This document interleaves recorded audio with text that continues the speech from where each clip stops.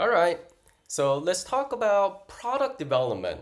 And what I'm going to talk about is product development that's relevant for startup. So I'm going to write startup product development. Now, the way that you build a product for a startup, when you don't have, let's say, any customers or any significant number of customers, versus when you build a product when you have a lot of customers, is very different. The fundamentals in here can also be applied when you have a product with a lot of customers too. So this is kind of the foundation. Now, to talk about this, I'm going to give you some bad examples because it's important to recognize why some of these examples are bad. And it's important to understand what are the driving principles that need to be applied into the product development cycle. All right. So the worst thing you can do when you want to build a product is to build a spec. So specs are basically pages and pages of requirements that you need. So you build out these pages and pages of specs and you give it to the engineers and say, I have a 50-page report that tells you exactly feature by feature what needs to be built. Go ahead and build it. This is the worst way ever to build a product. Why is it bad? Well, there are countless reasons why this is bad, but one of the reasons this is bad is first, the engineers may not really understand what you're talking about. Plus, if you're not an engineer, it's hard for the engineers to know what you're talking about. But even if you're an engineer and knew exactly what you're talking about, how often do you think you can write exactly how a product needs to look like? And at the end, that ends up being the product that customers absolutely love. Most of the time, you come up with some ideas, and maybe a week later, or as a customer starts using it, you get another brilliant idea about, oh, if I do this, it will make this 3 times better, 5 times better, whatever, right? The problem with this approach is even if your specs were complete, say it took the engineers 10 months to build it, basically in that 10 months, you shouldn't come up with any new idea. Because if you do, that's going to change all of these specs and it's going to slow down the process. Is it idealistic for you to not come up with any good ideas about the product in that 10 months? No, that's stupid, right? You actually want to continue learning. You want to continue thinking about how to make the product better, and you will come up with better ideas on how to do things. And if you're bound by this rule where you handed off a spec to the engineers, it makes you very inflexible. The product is not able to change, right? And engineers are going to get mad because they told you that it's going to take you 10 months, but you keep adding new ideas, new things, and it just slows things down. And what they thought would take 10 months end up taking 15 months, 18 months, 20 months, and everyone's unhappy, right? So this is the absolute worst way of building the product. What's a better way? So I'm going to talk about a better way and the best way, and then even something that's better than that. So it's going to go and evolve. Okay, what's better is you have a product idea, you go and you design. So you can use a tool such as Figma, or you can use a tool such as Balsamiq Wireframe, and you wireframe it out. You lay out the flow. So you say, okay, first page is going to be this, and then once they click on this link, it's going to go to this page. If they click on this link, it's going to go to this, and then you basically lay out the flow. So, and I'm just going to say this is a slightly better way. So slightly better way is you go through this design process, and then you give off the design flow to the engineers. This is significantly better than the previous process because a lot of these specs could be left up to interpretation, at least in the design, because you have it designed out. You don't have to explain. It should be obvious how the feature should flow. right? So you come up with a name for each of the key pages, and then you have the engineers go in and build it out. It's slightly better, but it's not the best way. Where things can go wrong over here, oftentimes, is you design something, and when you do something in Figma or Balsamiq or Photoshop, whatever you're using, it looks wonderful. It looks like everything is perfect, that you thought of everything, right? So you give it to the engineers, and as the engineers build these things out, they may find that, look, some of these design, yes, it was good, but it didn't cover all the edge cases. What if there was no user? What would it show? What if on case A, what would happen? What would happen if someone clicks on this one and on the previous page they did this? There are a lot of edge cases that the design are not going to catch. And when you do the design, you don't want to catch all the edge cases. You want to catch the most important flow. So by giving a design that's, let's say, 80 to 90% complete to the engineers, you still have 10 to 20% of the edge cases that haven't been built out. And engineers will get very frustrated because they're not a UX designer. So they may make some assumptions about how things are to be done. They build it out and they find out that's not how it's supposed to be done. So they need to go and rewipe the entire code base and do everything. It's a very, very tedious process. So this is slightly better, but it's not the best way. All right. So what's a better way? A better way to do this is to go like this. Okay. First, you have a product owner who works with the design team. And you lay out the flow just like the previous. And you go all at it, right? You go as deep as you want. Now, in this case, a lot of times in the slightly better example, a lot of times the design are very big. Maybe it has 50, maybe even 100 distinct pages. That's too many. Now, notice that this is just not possible in the design stage for you to catch all the edge cases, right? So there may be 50 to 100 other edge cases that this design hasn't captured yet. So it just becomes a massive, massive project, something that would take a few months or more for the engineers to build everything. So what you should do when you're building out this design and lay out the flow is a big question that is very good to ask is, how long would it take to build? So initially you can go all out and draw out, okay, this is all the comprehensive things that we want to change. But you look at it and you're like, do you know what? Is there a way that my team, my engineering team, can build all of this in a month? I think a month is probably a good time frame. If you have a really good focused engineering team, maybe even 2 months is good. But even 2 months seems quite long. So I would say for your team, try to keep something to be within a month. Okay? So you say, okay, can my team confidently build all of these features in a month? And if the answer is no, because the features are too many, what do you do? What you do is you break this and say, okay, let me look at this. How can we break it so that we can group them into one chunk, approximately one chunk segment? So maybe what you'll say is, okay, maybe we don't do this. Maybe we do this in 1.2, but for 1.0, maybe we just focus on these 3 features. Okay?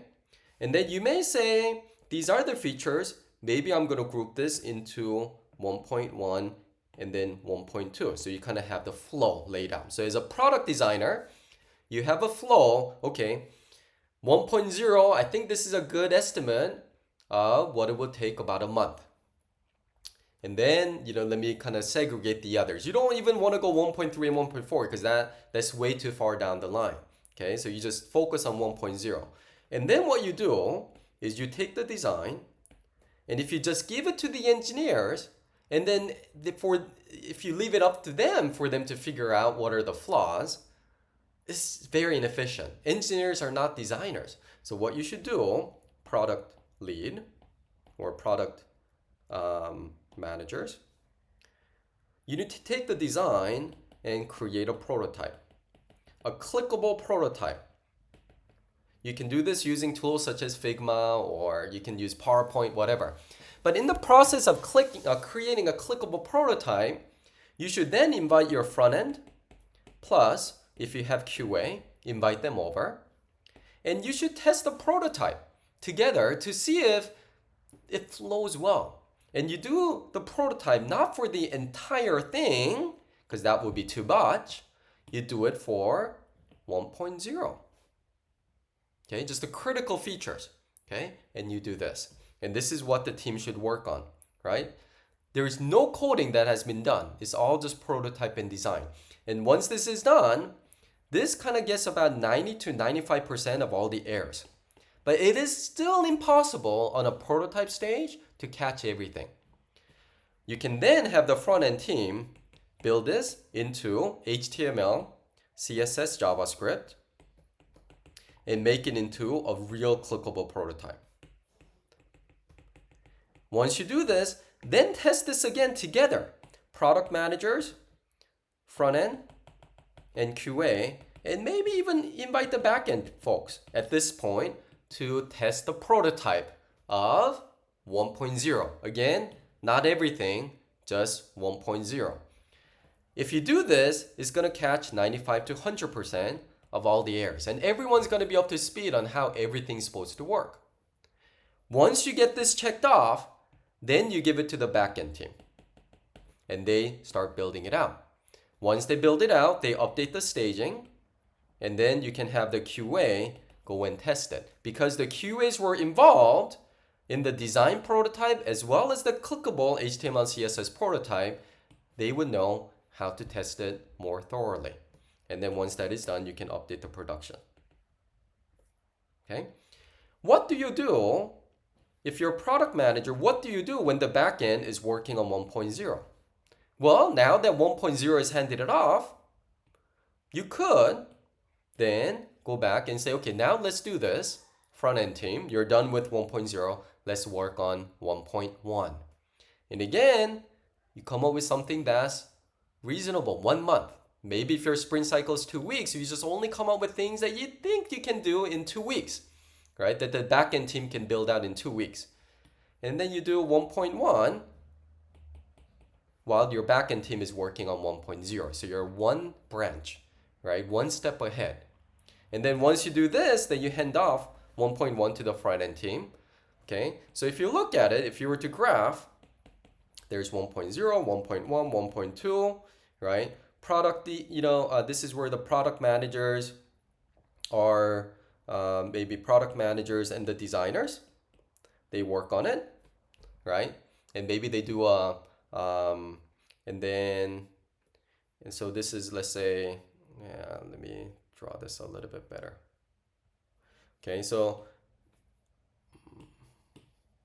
product and designers work on it. Let's say this is week 0, week 1. And then you get the prototype, right? This is the prototype.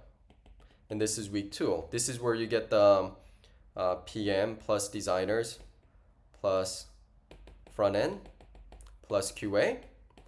And then the front end team then works on the clickable prototype. And then the back end team works on the 1.0. Okay, so that's the design stage. This is the design prototype. This is the clickable prototype in HTML, CSS. This is the backend. So that's how 1.0 would look like. And 1.0, I'm just going to say, is the black one. Okay. And then once the backend team works on it, and again, you don't want to have too many overlap. You don't want to, when the backend team is working on 1.0, you don't want to work on 1.5. That's too much. So I think the ideally is, okay, maybe you take a little break, right? The product leads work really hard. And then maybe around here is when design team starts working on 1.1 on the design stage, right? This is the product managers working on it. And then while the backend team is working on it, that's maybe when the front end and the QAs get involved in designing the prototype. And then on week 4, this is when clickable prototype is built, right? So you can so product managers need to think maybe one step ahead, right? But the important thing is to break it down. Don't come up with a massive list and say, hey, this is what I want you to work on for the next 6 months. It won't be done in 6 months. It will take so long. And it's basically the same thing as the beginning where it says, oh, in that 6 months, everyone don't come up with any good ideas because the backend team is going to work on it for 6 months. That's stupid, right? That's exactly doing the thing that we know doesn't work. Don't break it into 6 months. Break it in down to about a 1 month or even a 2 week. If you want the team to get really good at the lean approach, come up with something that you feel that the team can do in 2 weeks or maybe 3 weeks. And then instead of having a 2 week sprint cycle meeting, maybe you have a sprint cycle 1 week every week so that you can get into that habit of building things quickly, launching, building things quickly, launching, right? You want to, when you're building a massive feature, you don't want to go and build out all of these buildings all at once. It will be way too complicated. Let's say this is a nice castle, right, with landscapes and everything, right? Just use your imagination.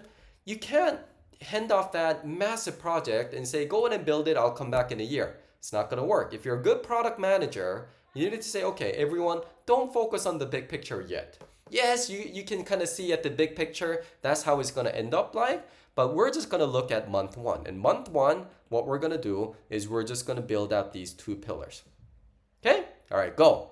Right? So you go and you build it out, you prototype, you do a clickable prototype, and whenever you do these iterations, you're bound. You're going to come up with new ideas. So you're going to go back and redesign, come back, redesign, come back. Right? There's going to be a lot of iteration. You may come up with some new ideas and say, oh, instead of doing this, let's do it this. And right? And it becomes a very collaborative atmosphere. And then month 2 is like, okay, now we built this.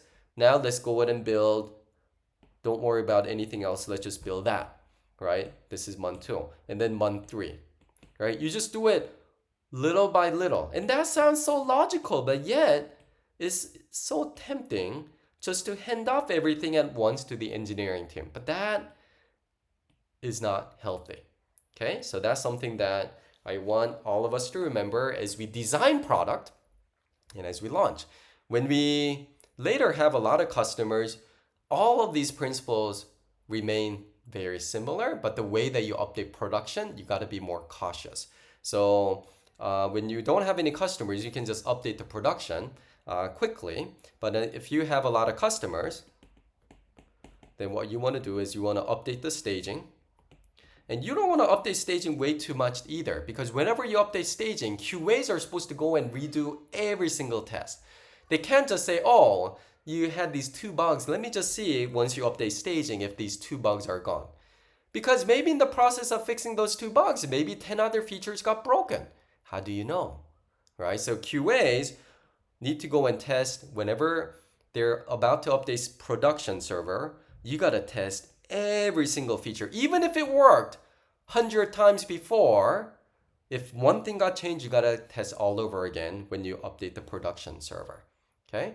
So that's kind of how things work. So you do a lot of testing here, and then once you know everything is working, then you update the production with the latest stable code. And it may be that your backend team is working on 1.2.5, your front-end team may be working on 1.2.7. On the design end, you might be working on 1.2.9 version, but the stable version that's launched on production may be 1.1. Okay, so notice how everyone's working on different versions, right? But not everyone's working on version 1. It's a massive update. No, that's not going to work. 1.1 is going to be this 1 month. 1.2 is going to have slightly more core features than 1.1. It's done slowly, iteratively, not all in bulk. Okay? Yes, if you give a product that will take the team few years to build, it's going to fail. If you give a project that will take several months for the team to finish, most likely you're going to have a lot of hiccup. Don't do that. Break it down into smaller chunks. Product leads, product managers, create a prototype, test it, find bugs. Okay? And then in that way, front-end people can also be involved without having to code during the prototype stage. They get involved, they can come up with ideas, and they know what you're trying to do, so they can also come up with better ideas on UX when it's time for them to code too. Okay, so remember that. Okay, another thing that you need to remember is for the backend team. All right, so you're the engineering lead. When you're graphing the productivity, total productivity of the team versus the number of engineers, studies over studies have shown that although people think just by throwing more engineers, the productivity go up, this is a myth and it's not truth. What happens is initially, yes, it kind of goes up linearly, but it diminishes. And when you add more engineers, productivity actually goes down. Why? Because the communications needed based on the number of people go up exponentially. As you add one more engineer, the communications needed goes up exponentially. Okay, so this is the number of engineers and this is the communication.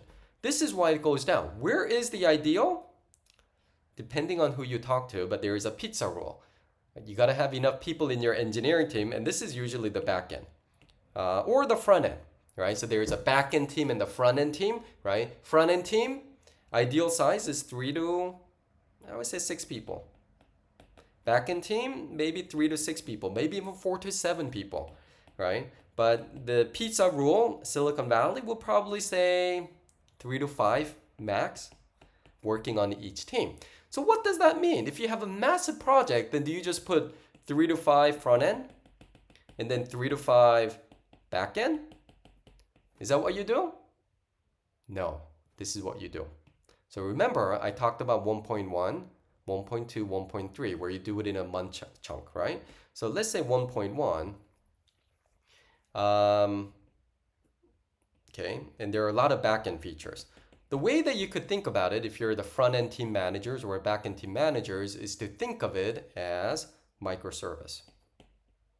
So in the past, what a lot of people did is they created what's called a monolithic application, where let's say everything was built in Python and Django, or maybe it was Ruby on Rails, or maybe it was C#, .NET, or maybe it was a PHP framework, whatever it is. They create one giant application and then everyone's contributing to that giant application.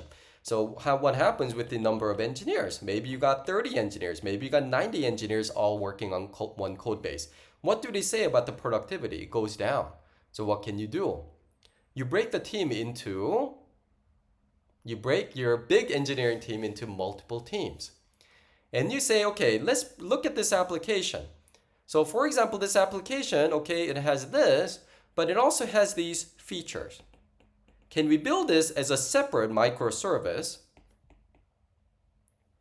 Okay, and maybe this one, I can build it in Ruby because Ruby has this library and it has certain inputs that it relies on and it will produce certain outputs in XML or JSON or whatever. All right, so you can break it into multiple services. Maybe this one does feature 1 and 2. Maybe this one does 3. Maybe this one does 4 and 5. And this one, maybe this one is in Python. And maybe this one is in C#. So now, because these are broken down into microservices, you can say Team A, 3 to 5 people, why don't you work on this? Team B, why don't you work on this? And each team would have 3 to 5 people that are focused on that, because each of these microservices are independent of each other. Yes, it does work all one in unison, or it could, but you can also separate it. It's a lot easier for them to contribute. The communications needed based on the number of engineers, yes, it goes up exponentially, but when it's only 3 to 5 people, that's very good. You don't need to. There aren't that many communication issues. So you can still work on a giant application, but backend, what you need to think about is, okay, is this too much? Is my team getting too big? Is it going past 3 to 5 people per team?